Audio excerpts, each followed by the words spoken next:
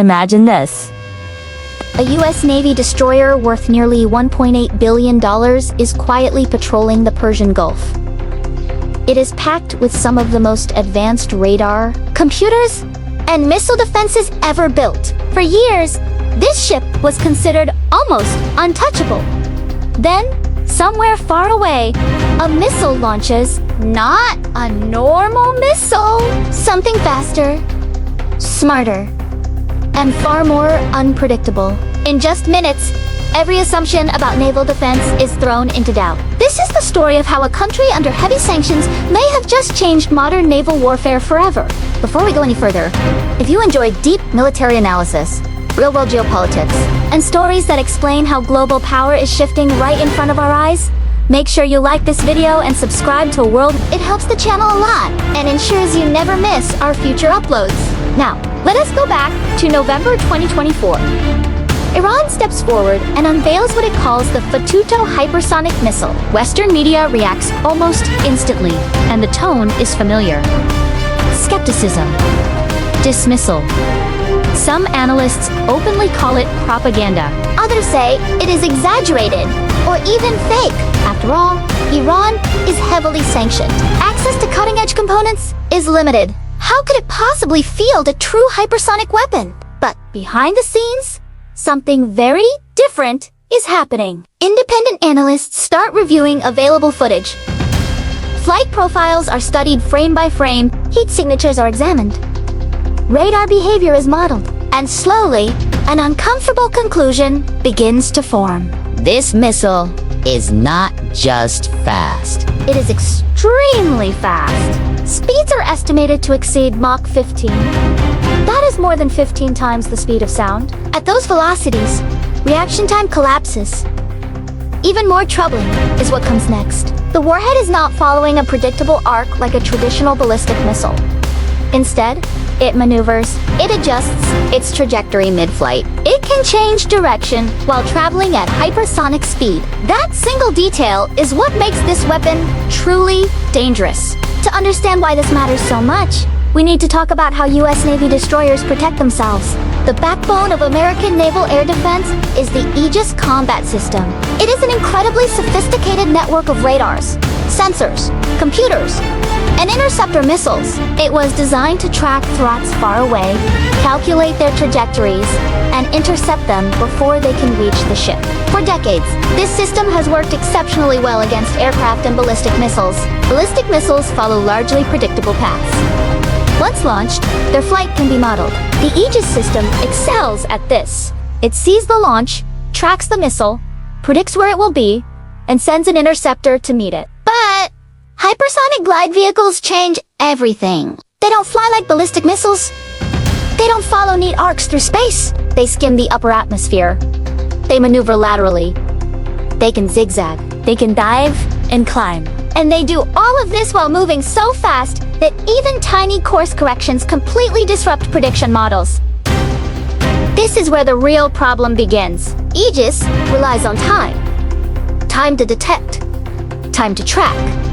Time to calculate. Time to fire. Against a maneuvering hypersonic weapon, that time shrinks from minutes to seconds. In some scenarios, there may be no usable response window at all.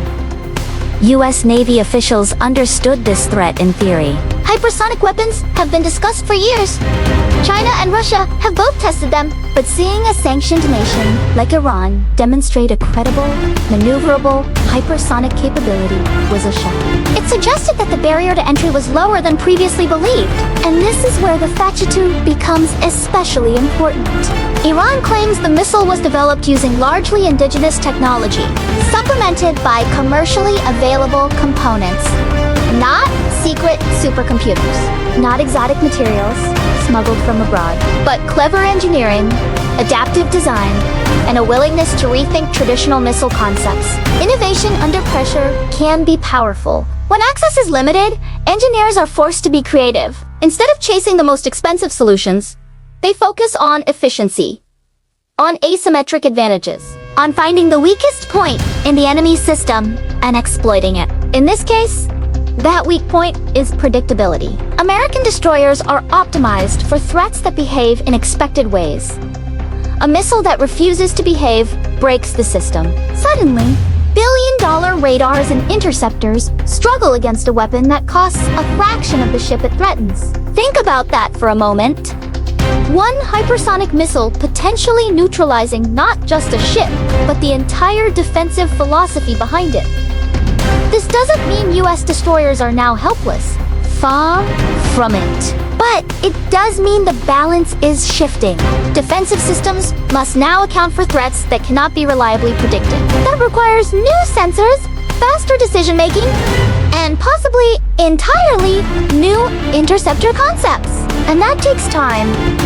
Years, not months. Meanwhile, the strategic implications ripple outward. The Persian Gulf is one of the most heavily militarized waterways on Earth. US destroyers operate there to protect shipping lanes, deter aggression, and reassure allies. If those ships are suddenly more vulnerable, even slightly, the calculus changes. Deterrence is about perception as much as reality. If an adversary believes they can threaten a high-value asset, they gain leverage. Even the possibility of success can alter behavior on both sides. This is why the reaction inside defense circles was described by some as quiet horror. Not panic, not public alarm, but a deep recognition that an assumption had been broken. For years, the assumption was that cutting-edge missile technology required vast industrial bases, unlimited funding, and access to global supply chains. FATA-2 challenges that assumption. It suggests that focused effort, clear strategic goals, and clever use of available technology can close the gap faster than expected, and this is not just about Iran. Other nations are watching closely, smaller powers, sanctioned states, even non-state actors with sufficient technical expertise. The lesson is clear. You do not need to match your adversary dollar for dollar. You just need to find a way around their strengths. That is the essence of asymmetric warfare. Now, let's talk about what makes hypersonic weapons psychologically powerful as well. Speed changes how humans think.